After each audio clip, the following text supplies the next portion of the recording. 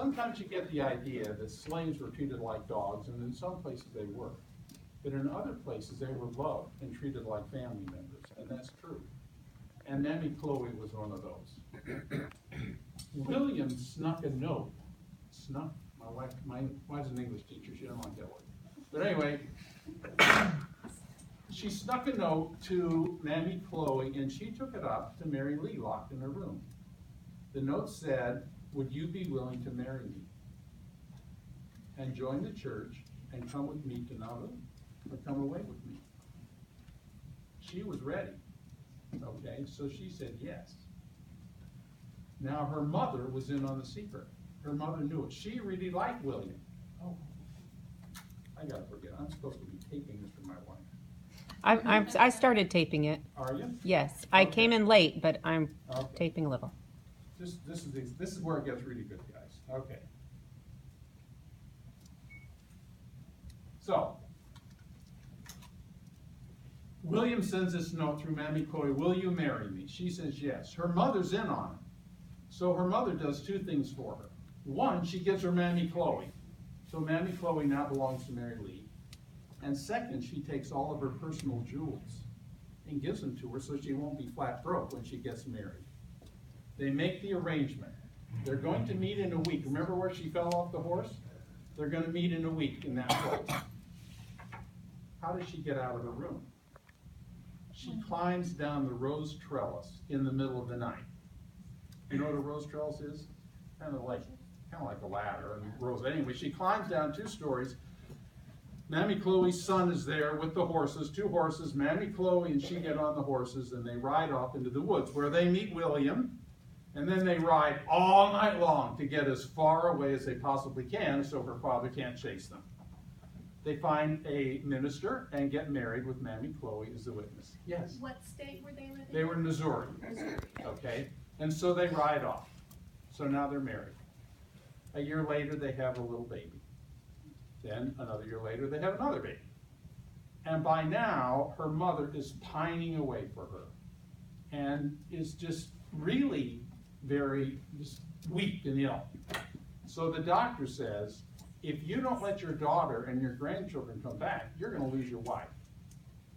So the father relents and sends a message that they can come home and visit.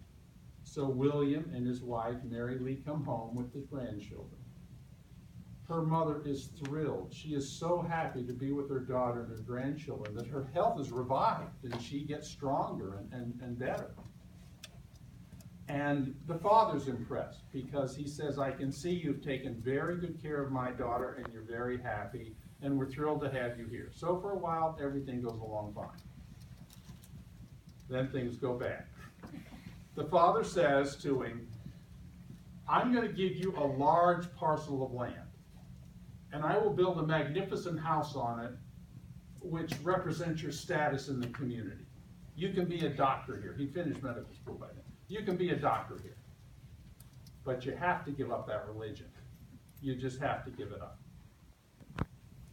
He says, I won't. I can't deny the truth. And Mary Lee says, I won't. I can't deny the truth. So the father ordered them out of the house, never come back, and they left. Her brother, who liked her a lot, said later that the father took her picture off the wall, threw it in the attic, took out the family Bible, and crossed out her name. Okay, she was excommunicated from the family. Okay, so off she goes. Now, they end up in winter quarters. No, Council Bluffs. They end up in Council Bluffs. You know, the Saints had been driven out of Nauvoo when they were in Council Bluffs, so they met them up there. Brigham Young was asking for people to join the Mormon battalion. Her husband was a doctor, so he joined the Mormon battalion. Meanwhile, they had a couple kids. So he joins the Mormon battalion, and off he goes. The Mormon battalion had the longest march in military history, 2,000 miles. He ends up in California. She's still in, by now, in winter quarters. So her husband comes back to Salt Lake thinking that she had come to Salt Lake with the Saints. She had. She was still back in winter quarters. So he and his brother went back there and they were reunited, thrilled and happy. Now, he had gotten quite ill when he was serving the Mormon battalion, but his health revived and they had a wonderful time together. But then, in the terrible winter, his health got worse again. And he died in her arms.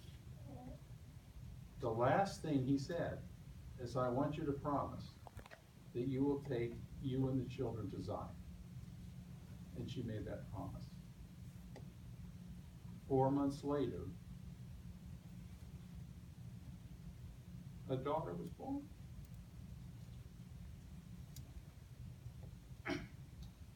She is my great-grandmother.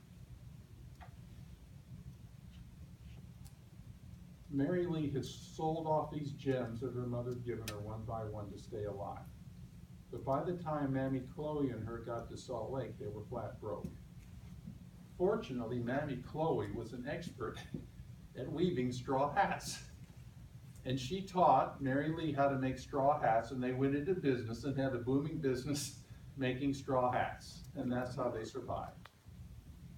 Later in her life, she remarried and had 2 more children. That is the story of Mary Lee Bland Ewell. Okay. I have a question. Please. Did Mammy Chloe, was she baptized? I don't know, but I know her temple work's been done. Okay. Okay. This is another ancestor. I love her name. I can't imagine anyone giving this name to her daughter, but they did. Fanny Britannia Fisher. Her mother died when she was little. Her father remarried. They joined the church, and they were crossing the plains, walking across the plains.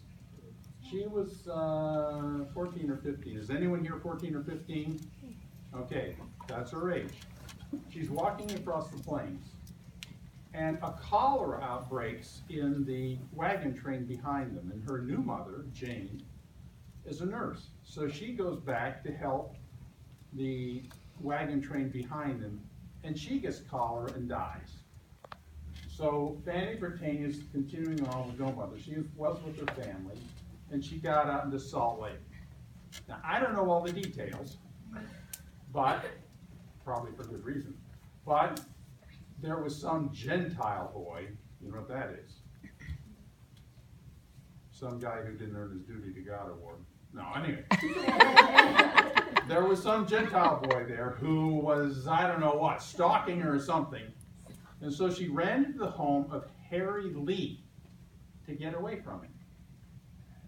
Well, Harry Lee's father came to visit, Dr. Ezekiel Lee. He was a well-to-do doctor in Salt Lake. And this girl had no income and anything, so he said, come into my house, you can be a servant there and help. He already had 2 wives, guys, this is polygamy. So he already had 2 wives. He invited her to come into his house and live there. So she went and lived there for a year and worked as a maid.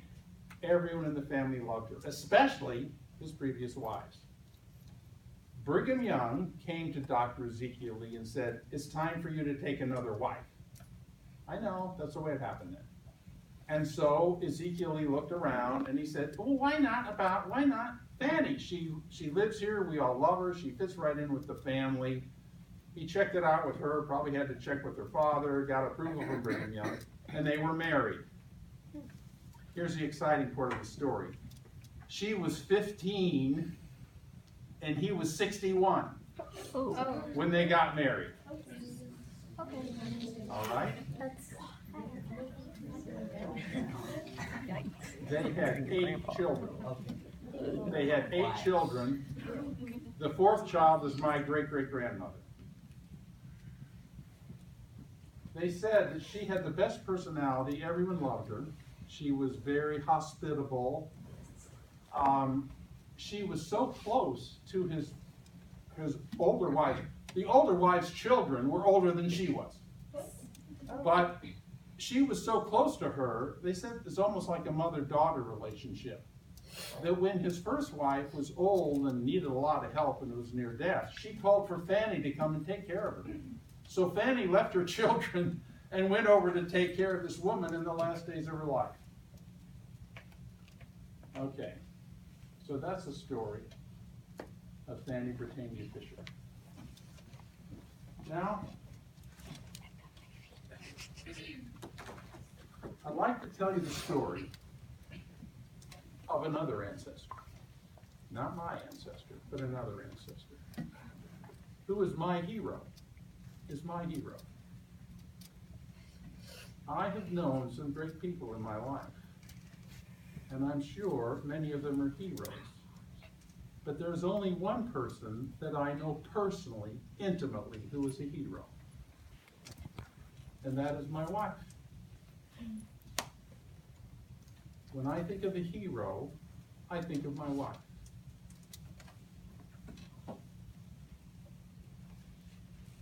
To go to college, she had to learn every penny. She had a wonderful family, but they could not afford to send her to college. So she had to earn every penny she had to go to college. So from 9th grade on, every summer, she would go to Grand Canyon and work as a maid or as a waitress. Being a waitress is good because you get big tips. And that's how she earned her way all the way to college for 4 years. When she came to college, she was 18, I was 18, and we met. I was totally besotted with her immediately. Boom, it was over for me. I asked her to marry me on our 3rd date. And you know what? She said yes. How's that? But we had a problem. Not a problem, an opportunity. Back then you went on a mission in 19. We were 18, and I was supposed to go on a mission. So I went off on a mission. Missions in Asia then were 2.5 years long. Gave you an extra 6 months to try to learn the language. So we were apart for 30 months. We were engaged. She wrote me every week. I wrote her every week. We had a lot of letters. And then the time came for me to come home. She had not seen me in 2.5 years. But she arranged the wedding, set out all the wedding invitations, and everything was a done deal 19 days after I got home.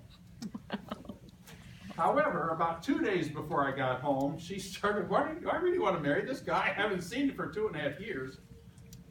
So she talked to her mother about it. Her mother said, why don't we fast and pray? And so they did. The next day, at the end of their fast, her mother asked her, well, how do you feel about it? She said, I feel peaceful. Her mother said, that's your answer. So we got married and lived happily ever after. And I'd like to tell you a little more about her.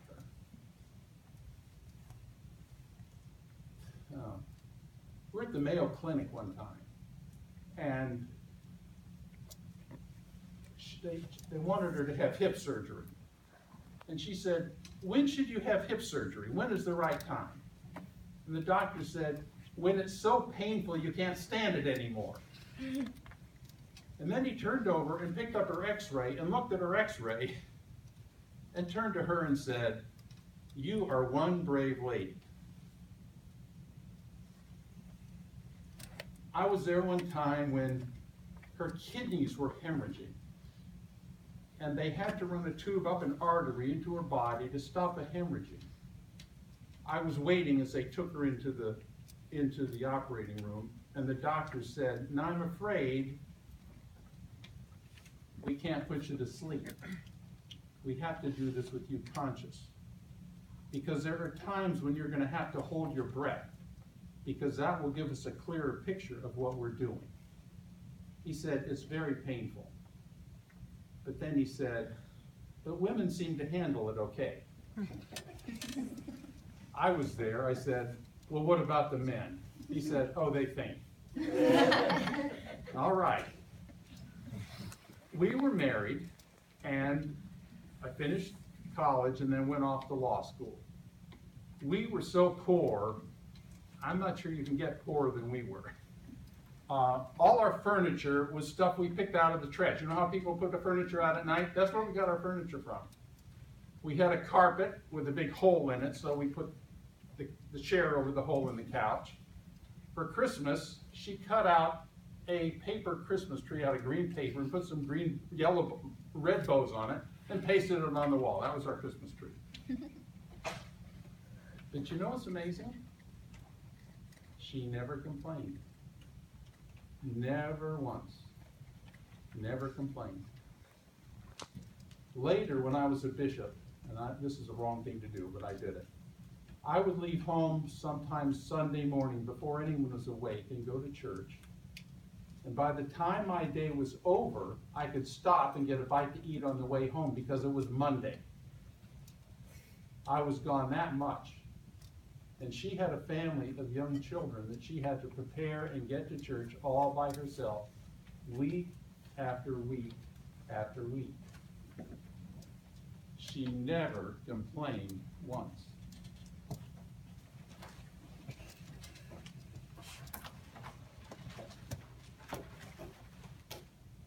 This is one of my favorite pictures of her.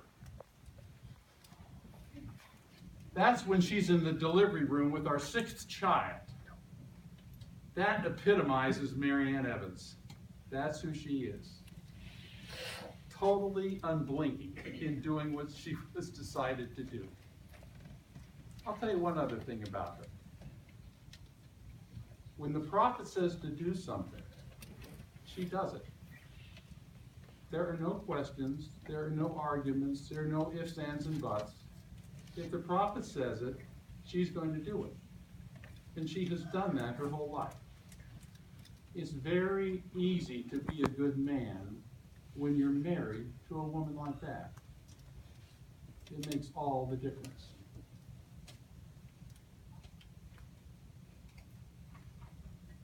I was once in the elevator with President Hinckley's sister-in-law.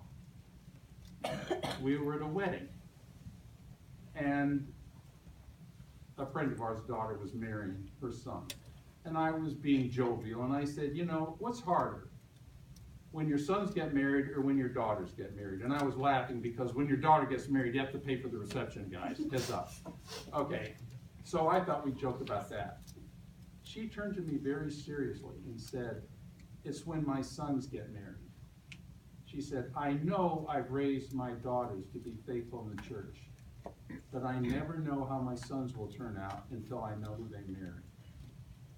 It all depends on who you marry. Now, I saw in the newspaper yesterday that young people in America today, between the millennials, from 24 to like 36, 60% of them have no children. Everyone is deciding to have no children. My wife decided to have children.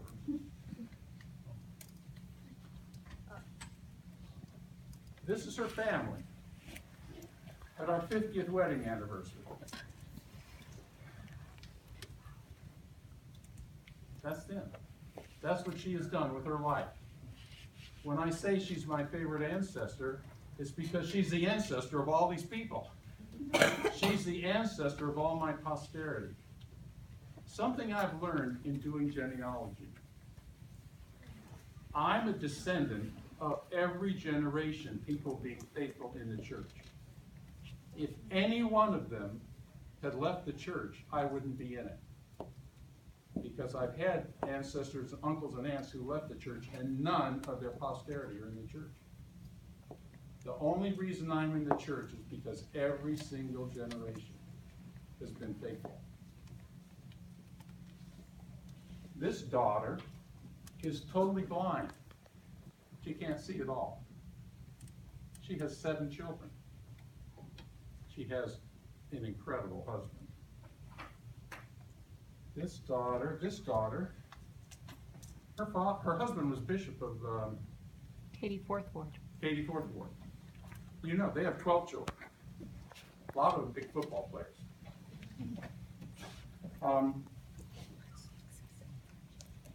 She just had her 7th child 2 months ago, little Luke. He is really cute. Anyway,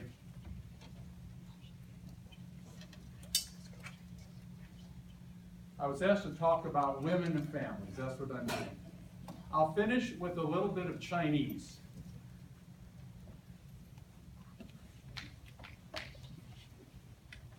That's a roof, right?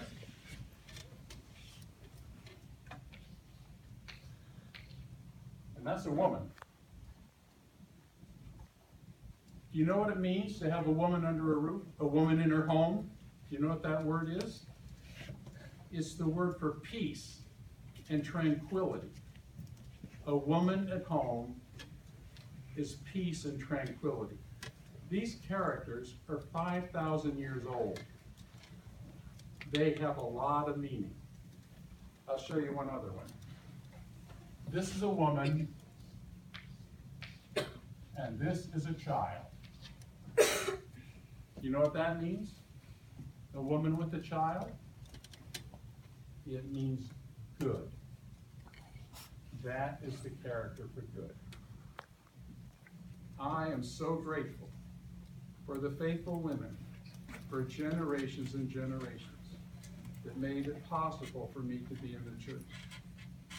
I cannot express my gratitude for my wife every day, and that through her, our children could be born in the covenant. It's a great blessing. I testify to you the church is true. In the name of Jesus Christ, amen. Amen.